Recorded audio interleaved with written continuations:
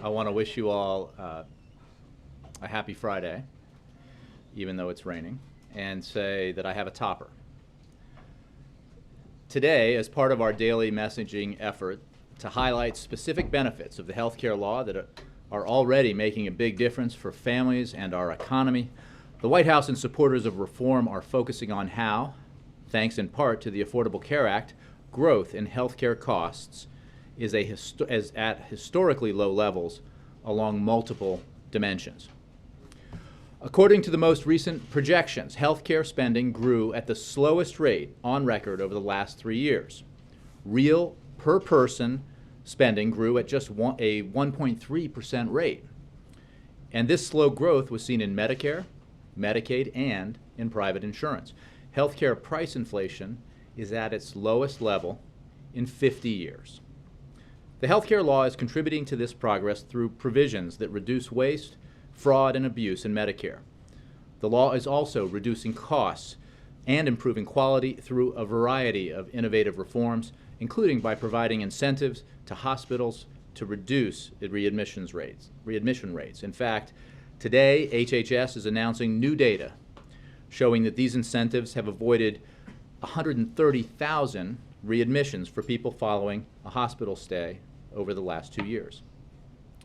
High readmission rates, which is the percentage of patients being discharged from the hospital and then having to be rehospitalized, is costly for patients, insurance companies, and if the patient is on Medicare, to taxpayers too. It also can be a sign of low quality care. So this new data is another step in the right direction for patients and for taxpayers. Overall, these trends are encouraging news for families, businesses, and our economy. When families spend less on health care, they feel more secure in their own budgets. When businesses spend less on health care, they can hire more workers.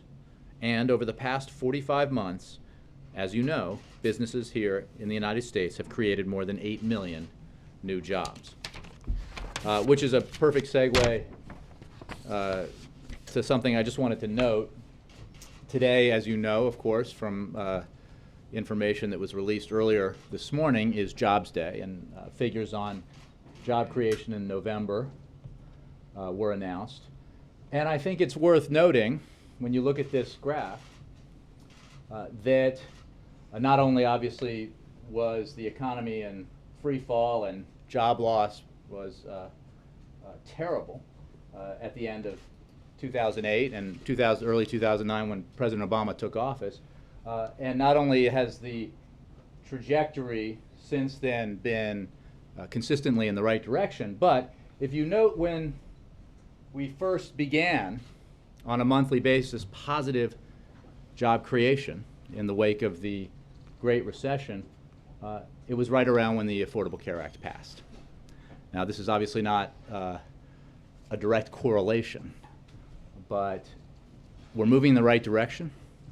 The information I cited in the beginning about the positive effects of the Affordable Care Act on reducing the growth in healthcare costs, combined with the steady job creation we've seen now for so many months, reinforces a number of things about the Affordable Care Act and about the need that the President spoke of a few days ago to continue to focus on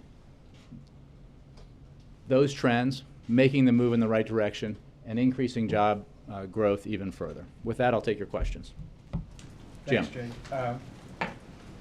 On the President's travels to Africa for Nelson Mandela's services, one wondered if you could give us more specific details on what the timing might be. As you know, there's a memorial service. There's also a funeral. Mr. Mandela is also lying in state. And will the President invite other former U.S. presidents to accompany him in this trip? Thank you for those questions, Jim. And I should have noted at the top, obviously, that for those of you who didn't hear the President speak in the wake of the news of President Mandela's death, I would point you to those remarks. All I can say at this point is that President Obama and the First Lady will go to South Africa next week to pay their respects to the memory of Nelson Mandela and to participate in memorial events. At this point, I don't have more information for you on logistics or the timing of the travel. That is all being worked out. And in terms of others who are going to make that trip, I would refer you to them at this time. We'll have more information. We hope to have it fairly quickly. And when we do, we'll be able to provide it to you. But, I mean, yeah, it's up to others whether they go, but would the president invite them to travel? Again, at this point, I just don't want to get ahead of a process that's being worked on as I speak in terms of the timing and logistics for the whole trip. And when we have that information, we'll get it to you right away. On the jobs numbers, you've been there, and other White House officials have told us that the shutdown and the sequester were going to have dire consequences with job growth and with economic growth. And today's numbers obviously are a welcome surprise for you guys. Is some of the austerity simply just not having the effect that you all predicted? I would not look to what we said about it and have predicted about it, but to what outside private economists have said about the effect of the sequester on job creation and of course, on the shutdown on jobs and economic growth. It's how, you're talking about trying to prove a negative or a counterfactual, but they say, those economists, that absent those impacts, the picture would be even better than it is. And let me just be clear. No one in this building, no one who works on these issues in the administration is satisfied even with the steady progress that we've been making and the positive news today. It's nowhere near enough for the president, as you heard him talk about just a few days ago. We need to keep working on this problem. 7% employment, just like 7.3%, unemployment, just like 7.3% unemployment is far too high. And we need to keep doing everything we can here in Washington to make sure that we're not inflicting any wounds on the economy, not setting it back, which is what happened with the shutdown, but investing in it and making the right choices about it so that we can build the foundation necessary for further economic growth, for further private sector job creation. That's what the president's focused on, and something that these numbers don't address, but that the president's talked about the other day is of a continuing concern to him and to so many around the country, and that is the growing inequality and the diminishing ability for Americans who are born in the lowest quintile, the lowest 20%, to move up, move up the economic ladder. That upward mobility has been something so elemental to America's economic experience and Americans' identity that it's something that merits a great deal of attention and focus, as the president discussed the other day. In terms of the long-term unemployed, you still believe This is a problem. Well, and should that, the CBO estimates $25 billion as a cost for UI extension. Should that be paid for, or is the White House position that it's an emergency issue? We've had a plan put forward on this, and I would refer you to that plan. The president made clear the other day, and I will again, that we believe Congress ought to act on this. Congress has in the past in a bipartisan way. I noted the 7% unemployment rate, which has ticked down from 7.3%, which is good news, but it is still far too high, and it is still significantly higher than the 5.6% unemployment rate, which compelled President George W. Bush to sign an extension of unemployment benefits when he was in office. And on the long-term unemployed, I think that the news we have today reinforces that we need to address this problem and to extend those unemployment insurance benefits to those individuals, because this is a persistent problem. As I noted, when President Bush signed a law extending unemployment insurance benefits, the average person was unemployed for a period of, I believe, 17 weeks, and now it's 36 weeks. And what we saw today is that for that portion of the unemployed, even though the overall number of unemployed Americans fell in November, the number of long-term unemployed stayed pretty steady. And that is more evidence that we need to address this problem, and that it would be terrible to tell more than 1 million families across the country just a few days after Christmas that they're out of benefits. So we hope that Congress will, as it has in the past, address this challenge. Without offsets. Again, I would just point you to our plan. Roberta. We're a week away now from the deadline for lawmakers to come to a budget deal. How close does the White House feel lawmakers are getting to that? And is the White House insisting that part of that deal include something on extending UI? I'll start with the second part first. We, as the President said, believe Congress should extend unemployment insurance. The vehicle that they use to do that is less important than the fact that they do it. So I'm not going to negotiate from the podium about how that gets done. And on the ongoing discussions and negotiations in Congress on the issue of a budget agreement, I would simply say that we hope and expect that they can reach one. But I don't want to characterize the progress in any way, except to say that any sense that there is a return to an ability for each side to come together and to reach a compromise on budget matters would be welcome, and that is certainly what we've talked a lot about, and we talked a lot about this over the course of the year, a return to regular order,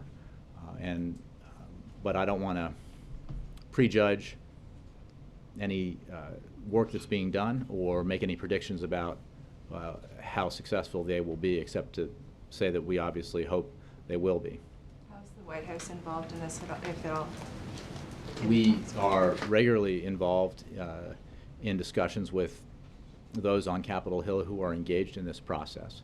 But this is something, as we've talked about before, that needs to be worked out by the relevant committees and the relevant leaders in those chambers who need to reach a compromise so that we can move forward, avoid another government shutdown, address some of the self-inflicted wounds that have occurred over the past, including the indiscriminate across-the-board cuts that the sequester imposed that both Democrats and Republicans have noted as a problem. So we're engaged.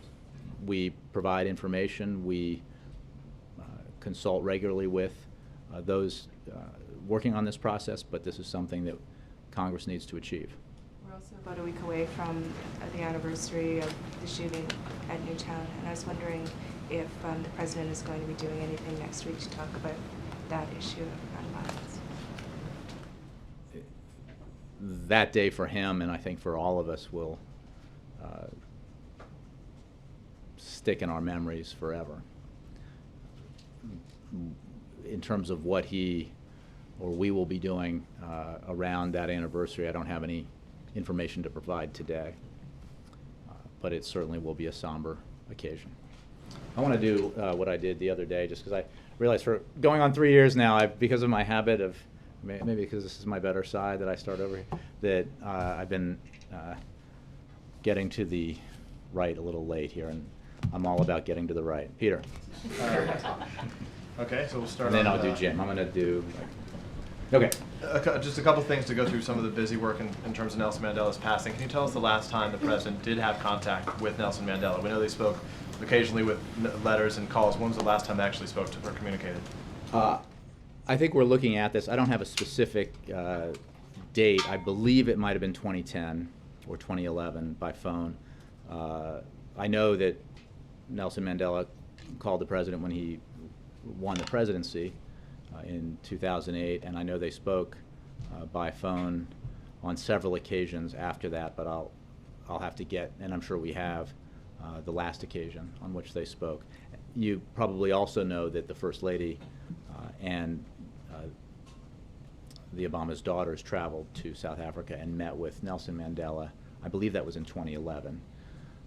But on the President's last conversation, we'll have to get that information to you. And then it's still work in progress in terms of plans for your South African trip. Are there any plans in the works to go to the South African embassy here where there's a statue that honors Nelson Mandela and sign the condolence book that's there? I don't have any scheduling updates involving the President of that nature to provide, and I want to forewarn you that because of the logistics that are still being worked on, I will not have a week ahead to give to you at the end of this briefing, but we'll get one to you when it's all prepared. I did myself drive by that yesterday, and the number of people obviously had already gathered, as well as the media, and it's no, you know, that statue just went up. It's pretty great to have it here in Washington. Digressing to a couple other separate topics on the Affordable Care Act, the Government Accountability Institute, the GIA, analysis shows that between July of 2010 and November, the end of November of this year, the President's public schedule was released showing that there were 0 one-on-one meetings with Health and Human Services Secretary Kathleen Sebelius, though there were 277 other one-on-one meetings with other members of his cabinet. That draws some questions about the President's leadership skills as the chief executive, and I'm curious. Peter, what I the White wish House you was- had called me beforehand, because I'm in a very charitable mood today, so I won't go too strong on this. But that report, not the report you cited, but the published report that was written by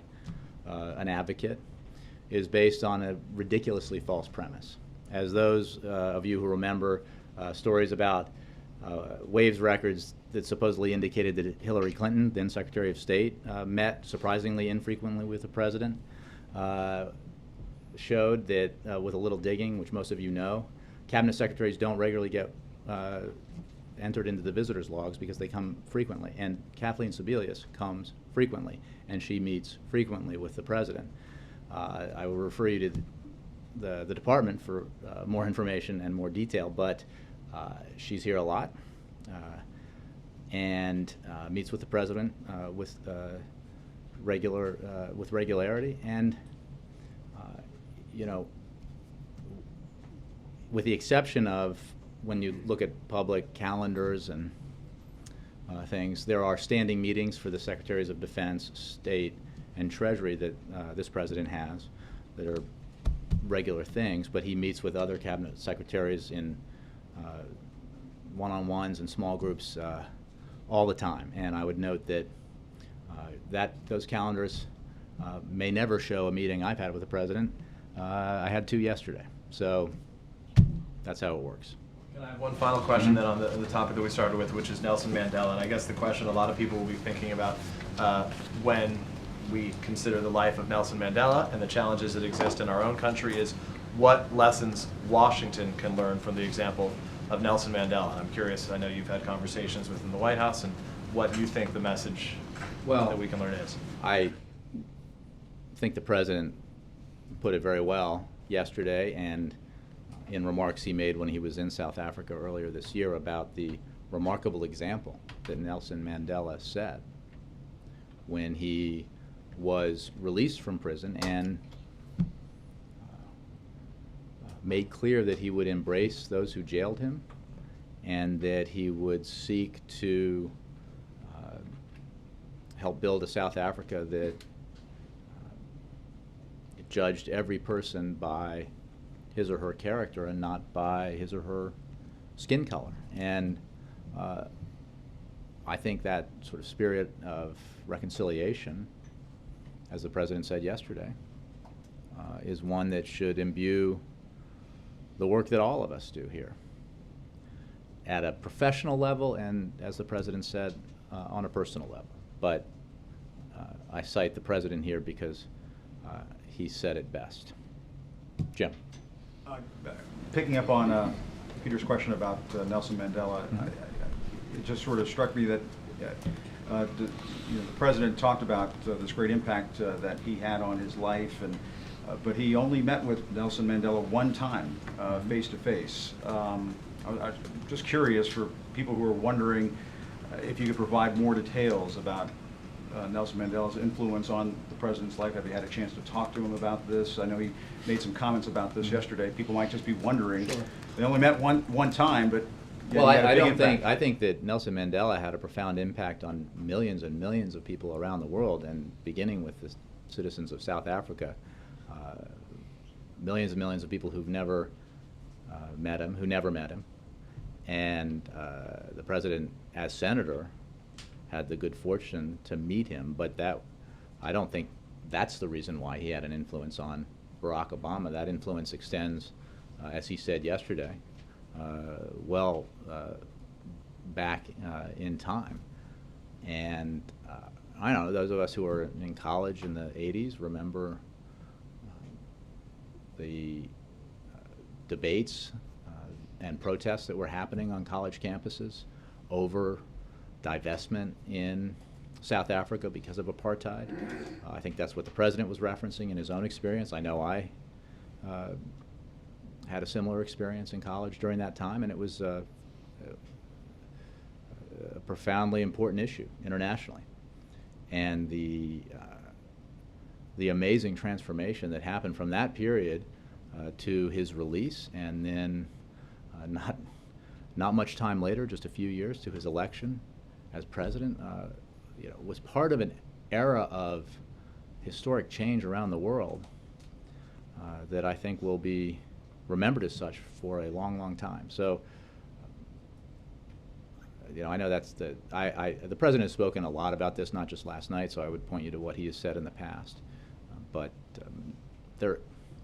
it's a remarkable thing, and you guys all in broadcast and in print have been doing a terrific job of celebrating his life and noting how unique he is in world history. I mean, there is no debate around the world about the fundamental goodness of this man.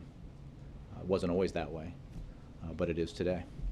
And we're getting really close to, Roberta was talking about dates, but December 23rd, when people have to sign up for insurance, that coverage starting on the 1st of the year. January 1st, which is a date when a lot of people are just going to be focused on, well, is the system actually working the way it should be working? Any concerns at all about these dates that are coming up? We're extremely focused on it, and especially the teams at CMS and the tech teams that Jeff Zients is working with, because, as I noted earlier, that even though we met the goal that we set with the website for the end of November, we're still engaged in a lot of work, and we still have a lot of work to do to make sure that we continue to address whatever problems remain with the website so that it is functioning as effectively as it can for the millions of Americans who want to use it, and that we're doing all the other things that we talked about to improve this period of implementation and enrollment. That includes what CMS is doing to reach out to everyone who's chosen a plan, to make sure they're communicating with their issuer and know that they need to, if they enrolled for insurance to kick in on January 1st, that they obviously need to meet whatever premium deadline is set by their issuer. They're making sure that everyone who enrolled is enrolled, in fact, and addressing the challenges that were particularly keen in the beginning of this process on the back end, the 834 forms. This process is still going on, and we're obviously encouraged by the progress that's been made, but there's continues to be a lot of work to do. And the work is not about somebody I spoke to today. A reporter was sort of, asking about corners being turned and things, and what that means for the president. It's what it means for the people who are trying to get insurance. And what is remarkable. You feel like you're turning a corner? I'm saying I feel like we're making progress. I think we're making progress, but we're not there yet, and we're not going to suggest that we're there yet, because this is about making sure that the millions of Americans who have persistently showed that they want what the exchanges offer are rewarded with an experience that allows them to shop and select the coverage that they think suits their lives best and their pocketbooks best. So, that's the work we're undertaking, and that's what the president's focused on and everyone else. Can I get Last one one, Jim. question in there? The president was asked by Chris Matthews about choosing between Vice President and former Secretary of State Hillary Clinton. Is the president just going to stay out of it? Is he just going to stay to the sidelines here? Jim, it's 2013, and what I can say is that I know. I couldn't either when I was a reporter. But the But the fact of the matter You is, can't hide from this the question. president, I'm echoing the president here, that the president's enormously grateful for the service of Hillary Clinton as his exceptional Secretary of State in the first term, and is ever grateful for the extraordinary service that Joe Biden provides as Vice President that we've seen just this week on his very important foreign trip. So that, you know, President feels lucky to have had Hillary Clinton on his team and to have Joe Biden on his team, and that's what he's focused on. I'm going to do a little up and back, John, then I'll get you next. Voice of America. Thank you. Ambassador Rice had a very heartfelt statement about Nelson Mandela, and she also had this major address on human rights the other day, which got some attention. Did she consult, how closely did she consult with the president on that On the speech speech overall? itself? Oh, I know he was aware of it, and they meet every day. I don't know how much they talked about it, but I know she, you know, felt strongly about the speech, and encourage everyone here who hasn't seen it to read it. But as you would expect, because she's the national security advisor to the president, they spent a lot of time together. So I'm sure they discussed it. Yes, one aspect of that on Iran. She said, as we test the potential for a diplomatic resolution on the nuclear issue, another key test is whether we begin to see progress in human rights. So are human rights, people who assume that human rights will be a separate track completely? Has human rights issues been raised at all, or will they be raised over the 6-month period between now and Well, then? I think we raised the issue of human rights with regards to Iran and other countries where we have profound issues with their poor track record on human rights. And we will always do that and consistently do that. I think what Ambassador Rice was referencing is that the progress we've seen out of Tehran in terms of their willingness to proceed with negotiations and to engage with the P5+1 and to reach the agreement, the preliminary agreement that they reached, is important. It is all based on actions as far as we're concerned, and that's why it's so important that compliance is upheld and all the verification measures are there to ensure that, and that will be true all the way through to the completion, if there is one, of a comprehensive agreement. But if that's achieved, that will be a good thing for the world, and we think for Iran, but there are obviously other issues. I think the people of Iran very much demonstrated in the election and have demonstrated since that they want improved relations with the world, that the isolation their pursuit of a nuclear weapons program has brought on to them has been unwelcome. But there's more to it than that. So I think that's what she was talking about. John. On that one meeting that the president had with Nelson Mandela, have you ever talked to him about it? Have you ever heard him reflect on that meeting? I have. And what, is there anything I would let him discuss it.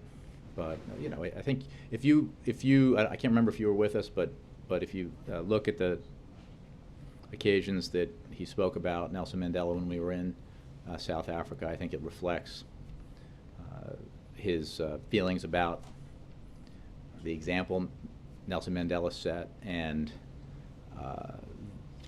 how remarkable his life is, how unique he was. So I would just point to what the president said, because there's a pretty long public record of comments about it. And then just a follow-up on the question of meetings. So you refer to HHS. Will HHS be able to tell us how many times? I don't know. Again, because they tend to refer us back to years. Well, no, I think on this case, They'll be prepared. they'll have information for you. The point I'm trying to make here is, as I was making to a reporter earlier, is that there's obviously a lot of folks out there who have been rightly critical of healthcare.gov and in general opponents of Obamacare and the whole effort, who have made arguments, and that's fine. This one is just based on bad information. That's the only point I was Yeah, I making. just wanted to make sure we can I get mean, the I correct don't have all information. the figures in front of me, but if you think about the cabinet and the importance of, in this presidency in particular, healthcare matters and healthcare reform, it's safe to say that Kathleen Sebelius has been one of the more frequent visitors to and attendance of meetings with the president. So I don't have the figures, but you know, there's the Secretaries of Defense, State, and Treasury, as well as Department of Homeland Security, to be sure, and they all have spent a significant amount of time with the president, met with them on the issues that they oversee. But because of the preeminence of healthcare and healthcare reform in this administration, first term and second, it's safe to say that Secretary Sebelius spent a lot of time here.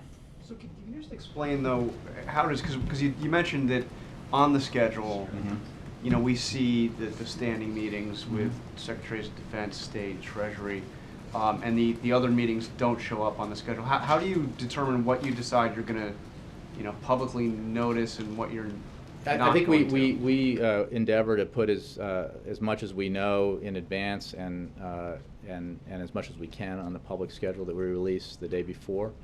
We talk often about meetings that have happened that either are thrown on at the last minute. I mean, when I mentioned that I, was in to see the president a couple times yesterday, they're not things that I knew I was going to be seeing him on the day before. So, I think it's a lot.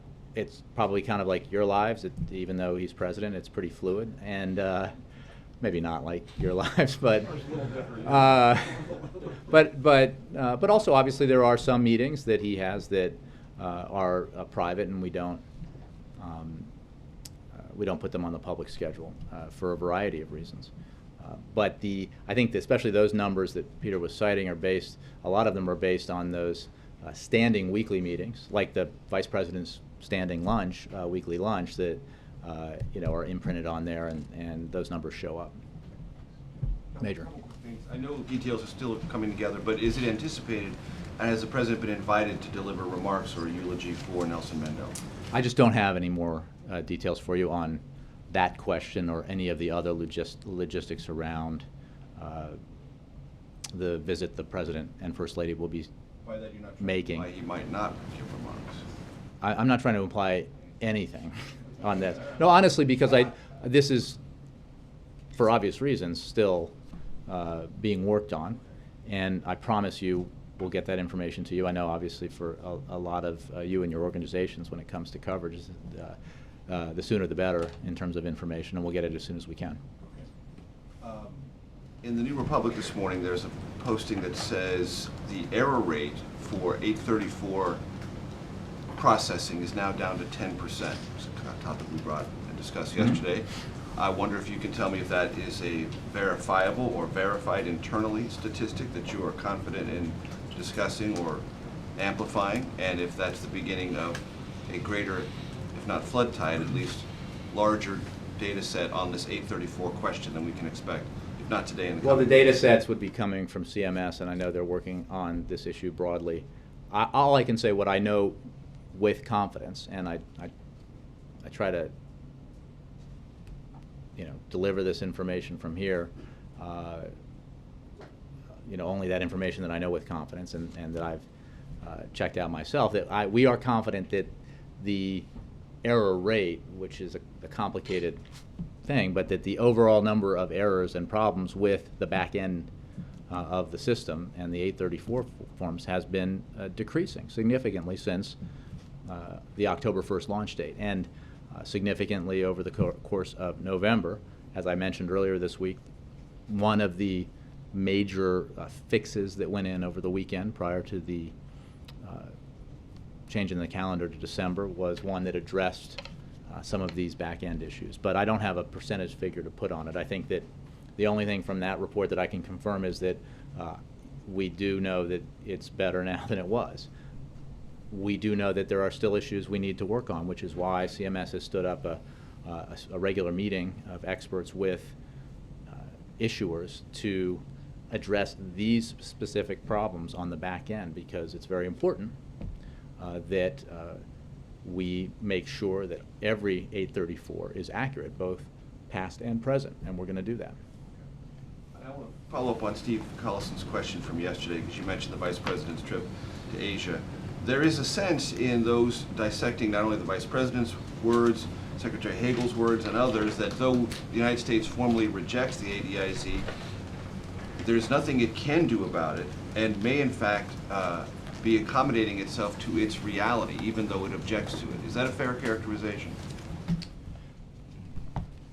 I tried to be as clear as I could, and I would point you to the Vice President's remarks today about this matter. We, the United States, do not recognize and do not accept the newly announced East China Sea Air Defense Identification Zone. And it will not change how the United States conducts military operations in the region.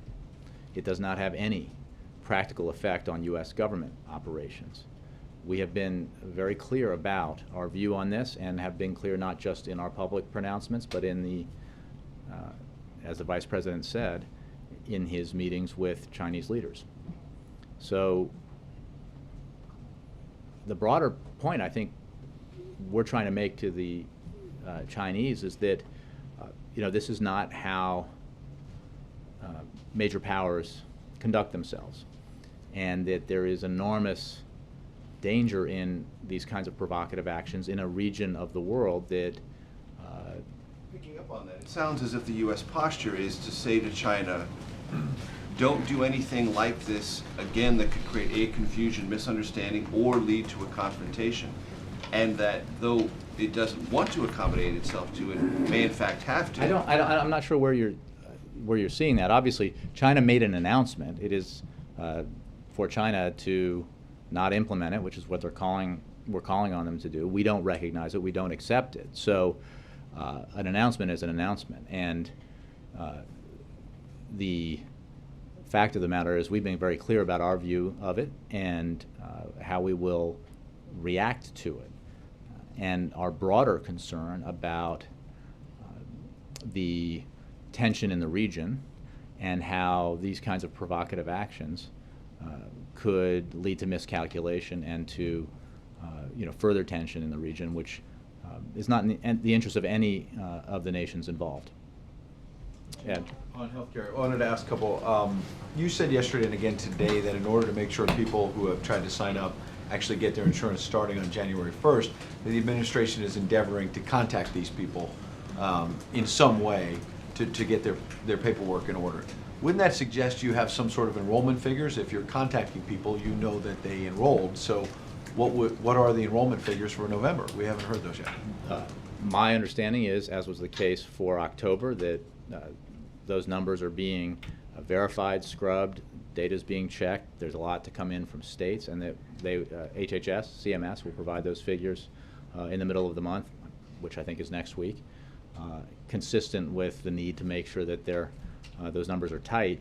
Well, obviously, we know October, and they can see who's pressed some buttons and reach out to them, and maybe they find out that this is part of the process. You find out that maybe there was an error or duplication in that effort. So in the release of numbers, we're going to be very consistent, which is to make sure they're as accurate as possible before we release them, and that requires some time, especially in a circumstance like this where you have the federal site, and which is administering the marketplaces on the number of states that it is, and then you have the individual states that are running their own marketplaces and providing data. So that's all being combined, and we'll get it to you when it's ready. HHS will. The broader thing that we've been talking about, I haven't disputed or confirmed any numbers out there because we're waiting for the hard verified data. I think that the reports that we've seen reflect what we believe based on the early information that we have, which is that the system is working much more effectively, that many more people are successfully enrolling, getting from beginning to end in the process, that the number of problems with the site has been reduced significantly, and that includes the front end and the back end, but that we continue to work on it, and these teams are working hard, as hard this week as they were in previous weeks. Republican Darrell Issa has been releasing documents for weeks now. He's got more today that he says suggest that the small business exchange, that the administration knew back as early as August that the small business exchange would not be ready by October 1st. I think it was indicated that there might be problems with it in September, but it was not until late November that you said we're going to have to delay that small business exchange. Was there any intent I to think it was mislead? September that they. But that you knew in August that Well, there were problems and that What their charge I'm confident in is that there are, dribs and drabs of information that come out that partially reflect what's happening at CMS and HHS. I don't have any specific information on this latest release of information, but anything that reinforces the fact that the site had problems in October, it's probably something we'll agree with. In the, it was mentioned in the MSNBC interview, the president was asked about holding cabinet secretaries and cabinet accountable, and is this a reflection of his personal management style? And he said it's actually about these big government agencies. They're outdated. They need to be fixed. I think he was talking about procurement issues and IT issues, Okay, well, which so- he's talked about from here. But he said that these agencies are not designed properly. My question is he passing the buck? Is there not any changes that need to be made? He has at the stood White House? before you, and believe me, there are people who think He hasn't talked he about has. changes at the White House. Well, are you asking me? Are there going to be changes at the White House, management I have no structure? personnel announcements to make. What I can say is that a lot of reporting around this has been inaccurate. Well, what's that? Here's what I can tell you. The president believes very strongly that we ought to be functioning effectively at all levels of the government on behalf of the taxpayers. And he has put forward, in fact, Jeff Zients helped run that process, put forward a pretty significant streamlining of some of our government agencies in a very sensible proposal that he certainly hopes Congress would act on. Now that has to do with agencies not related to the Affordable Care Act implementation, but I think the broader view that it reflects is that the president thinks we ought to bring up to date the functionality of all of our activities here and make it better, faster, more efficient, and more responsive to the consumer. And in this case, the consumer is obviously the taxpayer. Last one, this interview was conducted at American University. The students in the audience, the day before the president went to a youth summit. Harvard University put out a poll this week that got widely cited about young people seeming to be disillusioned with the health care law, maybe disillusioned with the president's leadership. My question is he concerned by going to the youth summit, engaging these students? I know he's done it before, but this week, as you unveil this PR campaign on the health care law, how concerned is this White House that the president's base, particularly young people who supported him big time in 08 and 2012, are abandoning him on health care? I'd say a couple of things. The outreach to young Americans regarding enrollment and implementation of Obamacare has to do with a long-standing observation and a plan around it that we need young people to enroll. And that is true regardless of polling data on the Affordable Care Act. It was always going to be true, and it's always going to be important, and it was always the case, as I think we've discussed here in this room, that young people in particular were more likely to wait until later stages in the enrollment process to enroll. And so this effort is part of a broader effort that is and will be undertaken to make sure that young Americans around the country understand the advantages of having insurance and the need to have it and all the options available to them. The poll you cite, I think I'll leave it to folks on the political side who have looked at that. There's some, it's in pretty stark disagreement with a whole series of other polls by organizations represented here, particularly on youth and the Affordable Care Act. But So there's no fear that his they're base- good polls and bad polls. It's not worth. There's no fear that he's losing his base. Look, it's not about fear or whatever. There's no question that the problems we've had with implementation of the Affordable Care Act have created obstacles for, in the way of our efforts here.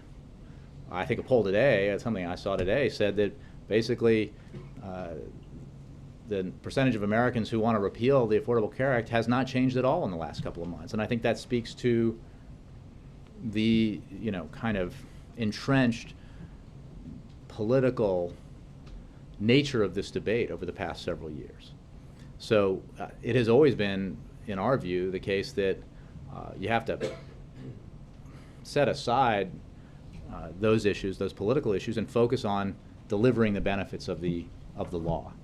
And we've been talking about that. I talked about the improvements in healthcare costs, the reduction in the growth of healthcare costs that we've seen since the Affordable Care Act was passed. That's a sort of macro deliverable from the Affordable Care Act. But we talked about pre-existing conditions and the fact that the Affordable Care Act, beginning January 1st, ensures that no one with a pre-existing condition can be denied insurance. And already for a long time now, because of the Affordable Care Act, children with pre-existing conditions cannot be denied, have not been able to be denied coverage. So, we're focused on delivering the benefits. We know from similar data that breaks down what people say they like and want in healthcare reform that the benefits are broadly supported. And we've seen, because of the remarkable resilience and grit of the American people, even when they're trying to get insurance, that even when we, because of the troubles we've caused with the healthcare.gov site that it was entirely incumbent upon us to fix, that they're still there demonstrating in high volume the fact that they believe that this is something they need and want to know more about. So that's why we're focused on delivering those benefits to them. We'll see down the road how people view the Affordable Care Act and the benefits that it provides. Right now we're going to just get about the business of delivering. Dow Jones. Thank you, Jay. I know you have said, and the President has said, he wants to extend unemployment insurance. Do you have ideas about how to pay for that? I know that Jason Furman told Reuters in an interview today that the White House has ideas for paying for it, but I think we put forward a plan. I mean, this is something that we're not new to the game on, and I would just point, I don't have the details of it. I know that we're looking to Congress to do what it has in the past, which is sit down and figure out a way to get this done because of the need not to throw, the imperative of not depriving or withholding benefits to over 1 million families right after Christmas, A. B, because of the economic impact, positive impact that supplying these benefits would provide. So I can take the question and point you to Jason and others who have more detail on it. Zach. Thanks, Jay. 2 questions. First of all, earlier you observed that job creation started around the passage of the ACA. Are you suggesting any relationship there, or is not?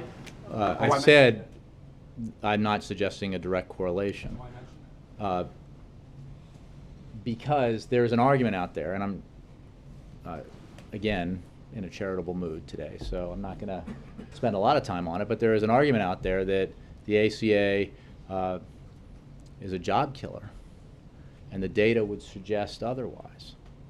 I'm not saying it's creating these jobs, but there's been an argument out there that the ACA is going to drive people into part-time employment, but the data, it's one thing to make an argument, you got to back it up with some data, and the data suggests the opposite, or suggests that that is not true, because there's been very positive, the trend is very positive when it comes to increasing full-time employment versus part-time employment. In fact, the recovery from this recession, the percentage of people going into full-time jobs rather than part-time jobs is actually better than average. So again, I'm not saying that's because of the Affordable Care Act, but I'm saying that the arguments that the Affordable Care Act is causing these problems don't hold up when you look at that data. Okay, and the second question is, in March and in September, when we face continuing resolution government shutdown questions, the White House set a standard of, if negotiations to find something better fail, we won't ever advocate a shutdown. We will let current law take place. Is that the position going forward? We believe that it's a good time not to predict failure. So we think that Congress ought to do what it's been doing, which is working collaboratively to reach a compromise and a budget arrangement. So we certainly oppose a shutdown, and I think I'm certain that our view of what happened in September and October has not changed, and will always apply, which is that the harm done by a shutdown is wholly unnecessary and was a decision made for pretty expressly political reasons back in September and October by Republicans that turned out to be very bad for the economy. Jared. For the jobs numbers that are out today, the president, even just a couple days ago, in the economic speech at the ARC, we're not seeing new policy initiatives being pushed out by the White House. Is the president comfortable with the decrease in unemployment as it has been? Or Not does at he want all. to whittle it down sooner or faster or at a greater pace? And what's he doing to achieve that? Well, I appreciate the question, and I would point you to what the president said the other day. We need to invest in our infrastructure. Republicans used to support that with Democrats. We needed to get that done. We need to, the president's put forward an idea of, doing that and also lowering our corporate tax rate and eliminating loopholes in a way that would be a better bargain for jobs in this country. We need to invest in universal pre-K. We need to continue to do the things that the president has put forward to attract jobs to America from overseas and to bring home jobs from American companies that are located overseas, bring them home to build on those trends. We need to continue to build on the trends, the positive trends we've seen in the manufacturing sector in this country, represented by the automobile companies, but also by a host of other positive signs and developments in manufacturing. So no, the president is not the least bit satisfied or complacent with where we are. That's why he really believes that we ought to have a spirited conversation about what are we going to do to reduce inequality? What are we going to do to increase the number of jobs overall, but in particular the number of jobs that pay a middle-class wage and provide middle-class security to families across the country. And he said in that speech that he believes that we can get some of this done with Congress, and where Congress refuses to move, he will take action that he can on his own, because this is his fundamental preoccupation.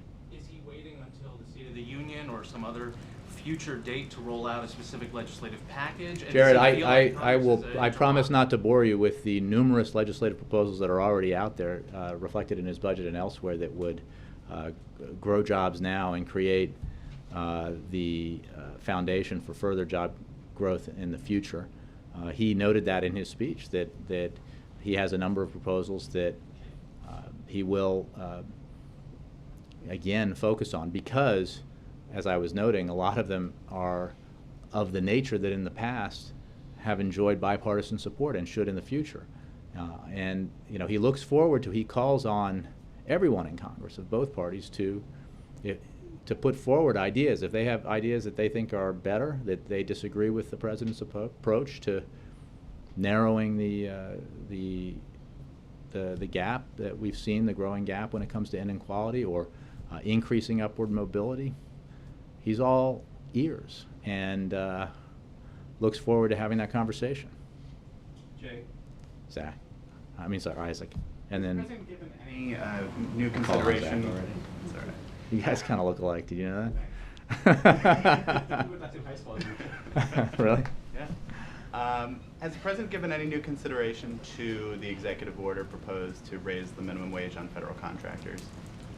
We strongly believe, and I neglected to mention this, Jared, and this gives me the opportunity, that Congress ought to act on the long-standing precedent of bipartisan cooperation when it comes to raising the minimum wage, because that will have an immediate positive impact on the lives of millions of Americans and on our economy.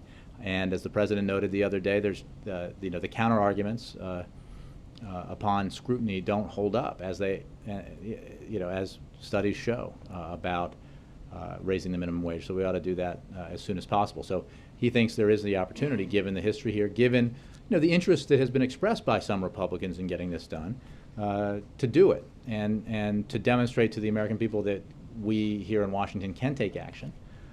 Remember, the studies out there show it doesn't have an adverse impact on businesses or job creation or growth, quite the contrary, and it doesn't cost the taxpayer to do it, so we ought to do it. But progressives in Congress say that he should lead by example on the federal contractors and raising the minimum wage there, doing something that he can do on his own and not waiting for Congress. Well, I think I've said, broadly speaking, not addressing this, that the President is always looking for ways to move the ball forward where Congress won't work with him to do that, but he believes this is an opportunity for Congress to work with him in concert towards a goal that will help millions of Americans and help the economy. So he won't sign it before I'm not going to speculate about a hypothetical like that. I think his focus, as he said the other day, is on Congress taking action. Yes, sir. Jay, just to follow up on something else the President said on that, I guess you'd call it TV talk show yesterday. He said he was going to be proposing some... It's not like a newfangled thing. Well, I don't know exactly what that show was. I watched it. I couldn't quite figure it out. But he said he was going to be proposing some self-restraint on the NSA. Where does that process stand? It's underway, and the President is continuing to review ideas, and I think it's important that he noted an important point yesterday. It's not well said, but he made an important point yesterday that I know he believes deeply, that the work done by NSA and others in our intelligence agencies is vital to keeping America and Americans safe, as well as keeping our allies safe, and we can't lose sight of that. But I think the President said in those comments yesterday things that reflected and echoed what he said in the past about things that we can do and reforms that we can make that are wise without forgetting the fundamental mission that is undertaken by our intelligence community is designed to and does make Americans and America safer. We understand he's going to get a report next week from the advisory group that he named about the NSA. Is that sort of the pivot point on I just don't have any scheduling announcements on that issue to provide today, but he's actively engaged in this process. Cheryl? Since we're talking about legislative agenda, after the shutdown, there were 3 things that the President said he wanted to see: immigration reform, a farm bill, and a budget. And the House is about to leave. Is there any sort of timetable on those, or is there any way to get those, or is it just an ongoing process? Well, we talked about budget negotiations that are underway. And when it comes to the farm bill and the effort to pass comprehensive immigration reform, the President still believes that Congress can act and should act as soon as possible and could act right away. The House could when it comes to these issues. So on the farm bill, look, They could, but they're not. well, that's a shame if that's the case. Well, they're not gone yet, and they ought to do something between now and their departure that could signal to the American people that in the case of the Farm Bill, that we have all the necessary elements of that important legislation taken care of on behalf of our agricultural sector, as well as on behalf of Americans who depend on food and nutrition assistance. And when it comes to comprehensive immigration reform, as I've said in the past, and conservatives have said in the past, there are many things about comprehensive immigration reform that conservatives could take to the hustings and make a strong case for, including strong economic growth, including bringing people out of the shadows and making sure that they get to the back of the line in the process to become citizens, and that they're paying all their taxes, and including holding businesses accountable so that everybody plays by the same set of rules, including making further improvements to our border security, including making necessary reforms to our legal immigration system so that our high-tech industries in particular can take advantage of the talent that we see in American universities with foreign students who want to stay here, want to start businesses, want to go work for startups. So there's a lot to like in comprehensive immigration reform, and a lot that Republicans and conservatives could like, and a lot of Republicans support it. Let's not lose sight of that. It passed the Senate with a bipartisan majority, a strong one. It has support from across the political spectrum: law enforcement, evangelicals, business, labor. It has support from very, very senior Republican lawmakers and a former president and governors. So there's a real opportunity here for getting something significant done for our economy and our future that could be heralded as a bipartisan success story. Thanks, Jake. And I'll give you the last one. Thank you very much. Back on the NSA, when the president volunteered the phrase yesterday that he will recommend self-restraint on the NSA, does that indicate that even if he hasn't gotten this report yet, that he believes the NSA's overall surveillance program is important enough that he doesn't think it needs to be reined in to the extent that many of those who worry about is this a like dissection of different verbs? I think what he said, I think, is pretty clear, and I think it reflects his belief, as I was saying earlier to Peter, that there are steps that we can and should take to make sure, as he has said in the past, that we're not that we are doing everything we need to do and collecting all the information that we need to collect, because we should collect it for our safety and security, and because we do, and we should and can do it within the confines of the law, but that we're not doing it just because we can.